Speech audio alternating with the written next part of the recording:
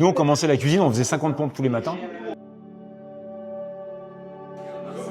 Humainement, moi j'ai été formé d'une certaine manière, c'est pas la bonne manière. C'est une manière qui m'a permis de... Parce que j'avais le mental pour le faire. Parce que j'avais en capacité à absorber les fights ou les coups, tout ça. C'est pas forcément la bonne rigueur. Aujourd'hui, il faut être rigoureux, mais il faut savoir faire preuve d'humanisme. Il faut être bienveillant. Et puis il faut pas... Moi, souvent, quand j'ai commencé ma carrière, je demandais que les gars soient aussi performants que moi. Et donc, c'est violent, quand même. Alors, j'ai formé des grands chefs, comme Glenn Viel. Glenn, c'était mon commis pendant des années. C'était mon chef pendant des années. Aujourd'hui, il a 3 étoiles Michelin. J'ai formé beaucoup de gars qui ont 2 étoiles ou 3 étoiles Michelin. Mais aujourd'hui, 20 ans après, on doit être en capacité de former les personnes autrement. Même moi, j'ai évolué et je continue à évoluer. Ma manière de former aujourd'hui, elle n'est pas du tout la même. Dans 10 ans, elle ne sera pas la même.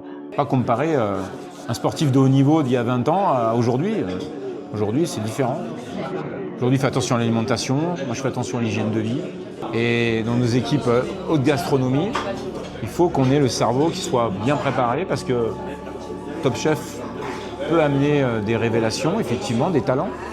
Mais ça passe aussi des messages qui peuvent être contre-productifs par rapport à cette jeunesse qui, à 21 ans ou 22 ans, peut se croire déjà arrivée et peut penser que c'est facile. Non, c'est pas facile. Il faut durer pour ça. La durée, c'est pas à 20 ans, 22 ans, 23 ans, vous pouvez être un grand chef. Mais un grand chef, pour moi, c'est quelqu'un qui, dans la longueur, arrive à reproduire de la performance. Voilà, pendant X années. Et nous, ça ne s'arrête jamais, puisque notre carrière de haut niveau en cuisine, elle ne s'arrête pas à 30 ans ou 35 ans.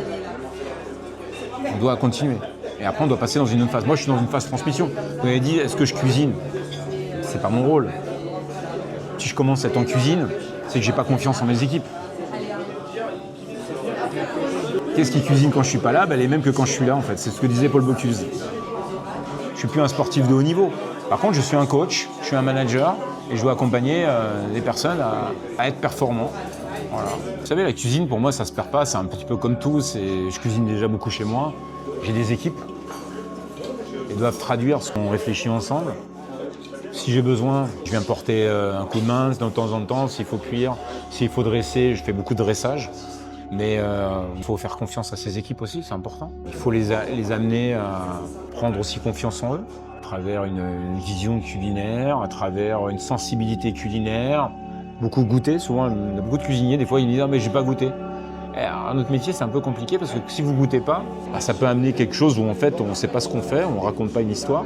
Donc des fois, les personnes ont un peu perdu ce fil de goûter. Moi j'essaie de leur inculquer, prenez une petite cuillère, goûtez. Ça va vous donner une indication, une information. Est-ce que c'est trop, est-ce que c'est pas assez? Parce que comme une cuisson viande, je regarde la viande et je sais si c'est à point, rosé, bien cuit. Parce que ça, c'est l'expérience qui font qu'au bout d'un moment, on n'a plus besoin d'avoir de goûter. Mais quand vous êtes des jeunes générations, je pense qu'il faut qu'ils se donnent aussi un cadre et qu'ils ne peuvent pas se permettre de dire j'ai pas goûté parce que je sais. Donc ça, il faut faire attention à ça. Notre rôle, c'est d'être des mentors, d'être des relayeurs, parce que moi, mon objectif, moi j'ai 53 ans, donc aujourd'hui j'ai des jeunes de 20 ans en cuisine. Bientôt, ce sera à eux de prendre les rênes et de raconter leur propre histoire. Donc il faut les laisser, des fois faire un chemin, se tromper, c'est très important, très très important de se tromper, de faire quelque chose et de dire mince, je me suis trompé, j'aurais pas dû, pourquoi j'ai fait ça? Mais je peux le faire autrement, comment je peux le faire? Pas croire que tout ce qu'on fait est parfait. Après, sur la partie haute gastronomie, on est vraiment dans des curseurs très différents. Voilà. C'est comme un sport de haut niveau, la haute gastronomie. Et là, ça rejoint ce que moi j'aime, c'est-à-dire l'analytique, la compétition, l'hygiène de vie, le plaisir, indéniablement, mais le sport de haut niveau, il n'y a pas que du plaisir. C'est pas la même préparation mentale, en fait. Pour faire de la haute gastronomie, il faut d'autres qualités. Je prends l'exemple du sport toujours, parce que moi c'est ce qui m'anime, le sport. Je prends l'exemple du football.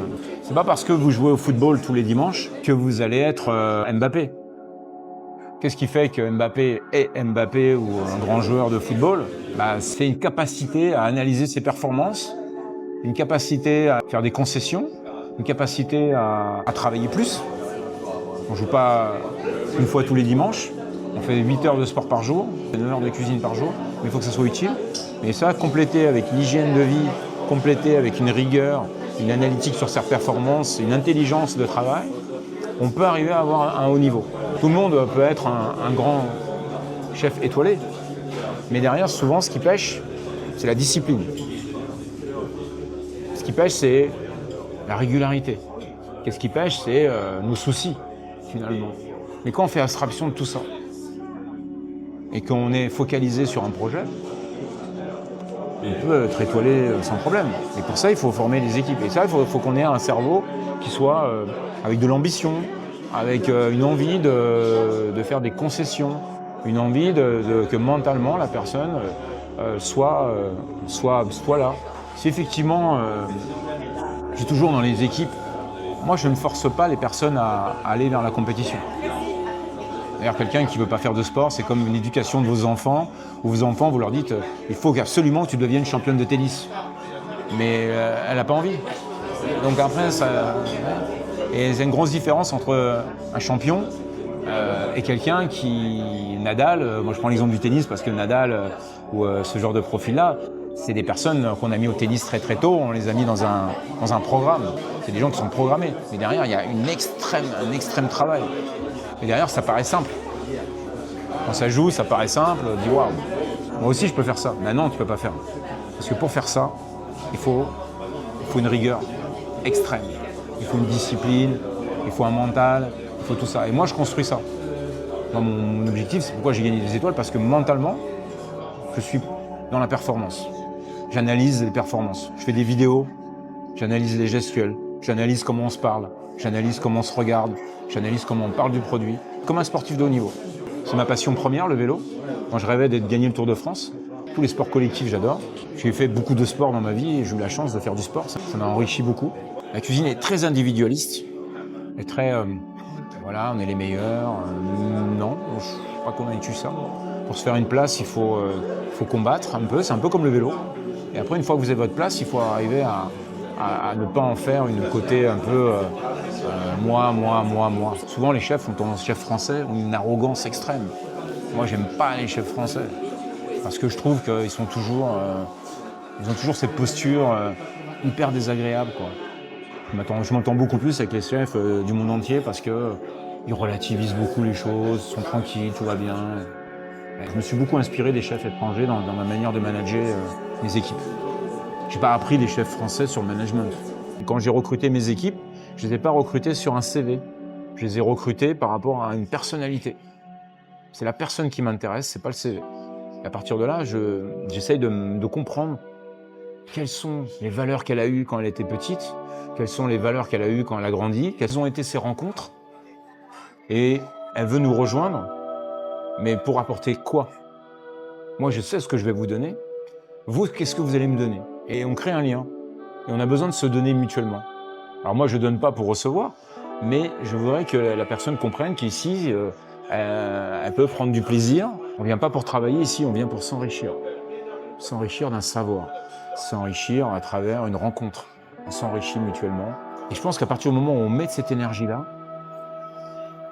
on peut avoir toujours des personnes qui ne sont jamais contents, toujours négatifs, toujours anxiogènes. Moi, souvent, les personnes qui arrivent avec ce côté anxiogène, je prends beaucoup de recul, j'observe, et puis je me dis, tiens, elle est arrivée, elle était négative, comment je vais faire pour qu'elle reparte avec le sourire?